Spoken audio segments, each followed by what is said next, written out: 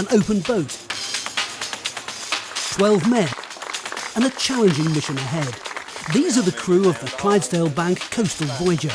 Their mission, to raise as much money as they can for multiple sclerosis sufferers. To do it, they aim to set a new world record. They'll spend the next week powering themselves around Britain.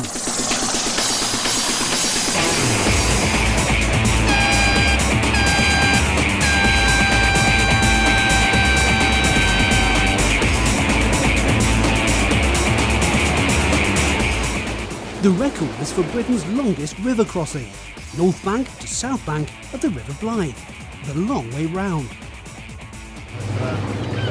From Southwold, the first day is a relatively short hop to Ramsgate.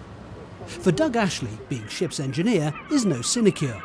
Work to replace Voyager's self-drainer complete, the crew have their first overnight at Ramsgate Fire Station.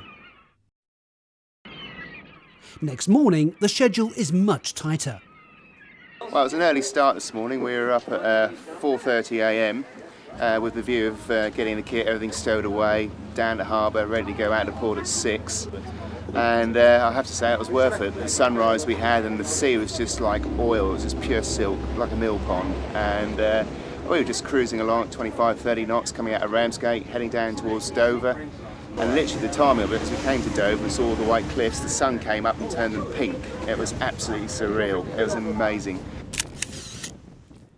Picture postcard views continue as Clydesdale Bank Coastal Voyager heads for Cowes to refuel before going head-to-head with the Isle of Wight ferry en route for Southampton.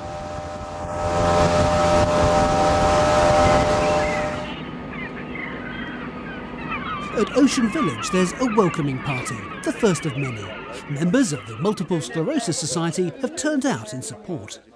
I don't want to talk up a heavy storm, but I mean, we've just had brilliant weather so far, and if it can carry like this, that would be brilliant for us. This is what it's really all about, raising money and public awareness to fight an horrendous disease. But time is short. I'm really looking forward to Falmouth. That's another 170 nautical miles we got to go, so it's not like a stroll down the river. It's another 5-6 hours. But yeah, I think we might get there before closing time. Voyager is soon underway again. She's a 9-metre rib, a rigid inflatable boat, built in New Zealand in 2001. Her two 2.5-litre V6 engines eat up the sea miles as Voyager heads west past the Needles. Today, Clydesdale Bank Coastal Voyager covers the length of the south coast. By the time they reach Falmouth, the tiredness is showing, but they do make it before closing time. Another day, another early start.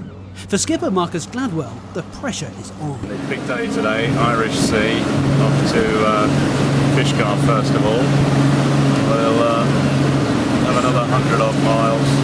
You just pull over to the starboard side, you've got a ship.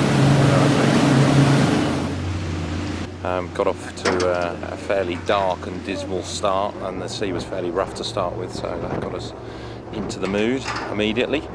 As we rounded St David's Point, we saw a whole school of dusky dolphins, which was absolutely fantastic, and by that time we were all feeling a bit, or the effects of the journey, so that raised our spirits a great deal. Across the Bristol Channel, first stop is Fishguard and another rendezvous with support crew for refuelling. Quenching the thirst of Voyager's powerful clean burn engines is no easy task. Going around Britain, they will devour something like 6,000 litres of petrol and 100 litres of oil. The crew are covering the cost. Thanks for coming to see us. Hi there, Marcus. Are you alright? Hi there, Marcus. Nice to meet you. Yeah, well, Dawn and Lynn have got one or two little things to give you. We have a gesture towards your trip. Thank you very much indeed. Okay, nice to meet you. Voyager must soon be on her way again. The route is plotted by sophisticated electronics, but the responsibility is still with Marcus.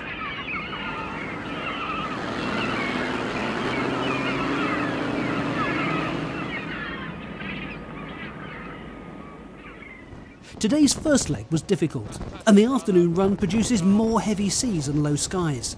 The balmy conditions of the south coast seem long ago.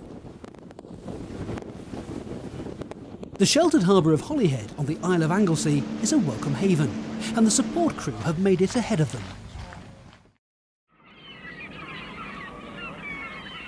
Day 4, it's barely dawn and there's trouble ahead.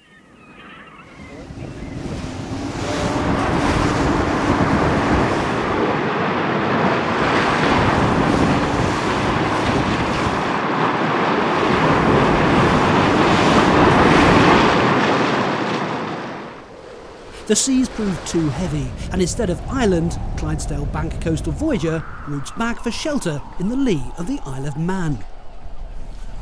We had a reasonably favourable forecast, and we were going to go to Bangor to refuel and then on to Oban to refuel again to finally get to Tobermory.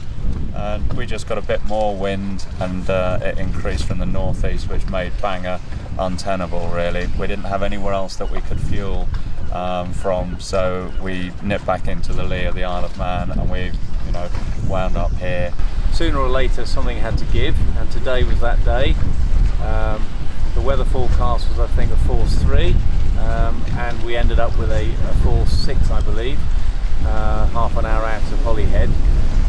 So we were forced through Marcus, the skipper's better judgment, to seek shelter here, which we did, then realising we had no fuel to get to the next port of call, which is Oban.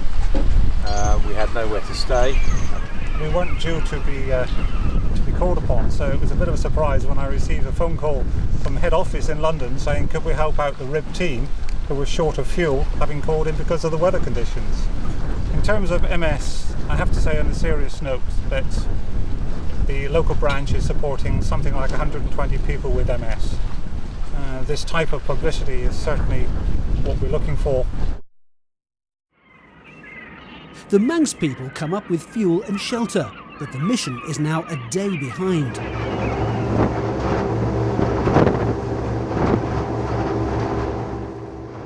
A smoother run into the west coast of Scotland is very welcome.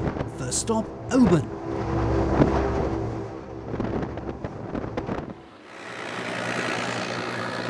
It's a welcome rendezvous with the shore-based team who spent an anxious day following events out in the Irish Sea.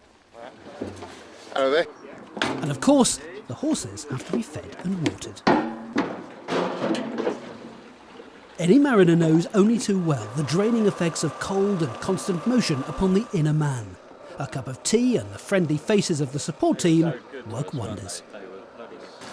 Well, the bananas are basically just for the health reasons. You have to eat fruit. You're meant to eat 5 bits of fruit every day and stuff. So we just try to keep the healthiness side of it up. The nuts are just again for release of energy and stuff. When you're on the boat, it's really tiring. Doing 40 knots in big, strong wind and waves and stuff. It's really tiring. So we need to get as much energy in this as possible. There's loads of water on board as well for us to drink. Everything has to be securely fixed down. Voyager has little room for cargo, and adequate food is a must. But today's travels are not over yet. Tomorrow sees a long leg around the north of Scotland, and there are a few more sea miles to cover before nightfall.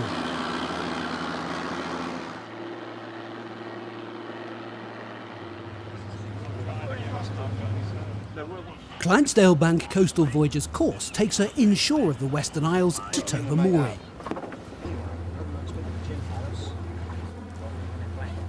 With the shore team needing to cover many land miles across Scotland to Wick for the following night, overnight accommodation for the Voyager crew has been arranged on a local diving vessel. Afternoon. Around the north of Scotland in an open boat is not to be undertaken lightly. Even in late summer, the weather up here can change very quickly and combine with the tides around the islands to produce some troubled seas. The islands themselves provide an ever-dramatic backdrop.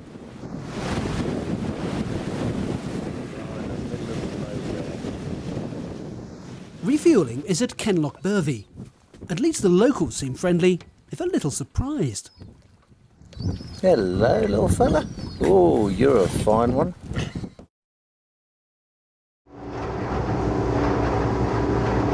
With bad weather now heading in from the west and the mission already one day behind, it's important not to lose any more time.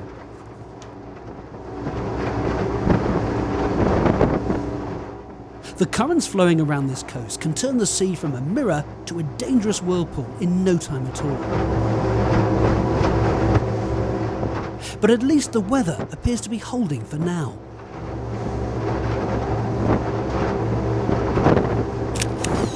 The local photographer captures Voyager's arrival at Wick on Scotland's northeast coast. Now only a dash south remains. But the weather forecast is not good. There's bad weather ahead and a frontal system coming in from the north and west. Will Voyager find a clear window in between?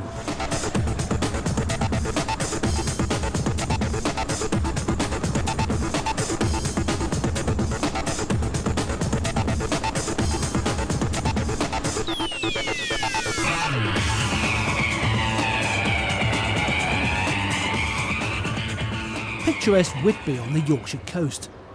The evening calm shows Voyager has found her weather window. But the weather has forced changes. Voyager had been due to overnight further north, but Marcus is determined to stay ahead of trouble and to complete the mission tomorrow. Marcus, he leads by example. He's very strict disciplinarian, isn't he? But he also is a very good coach, so if you're doing things right, he'll tell you and encourage you. If you do something wrong, you get told off. This is the last refuelling. Just one day to go. The bad weather is still just behind.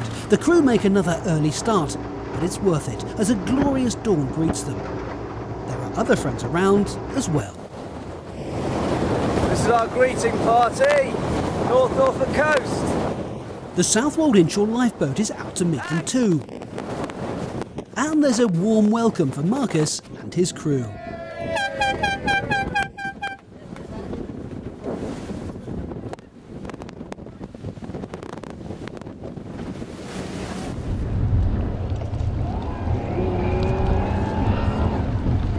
Journey's end and back into the River Blythe to a hero's welcome.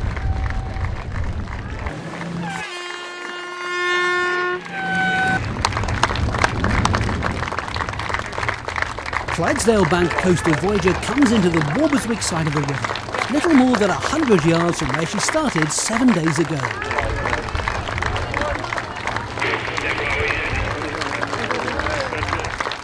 She's covered 1,698 nautical miles to complete Britain's longest river crossing ever.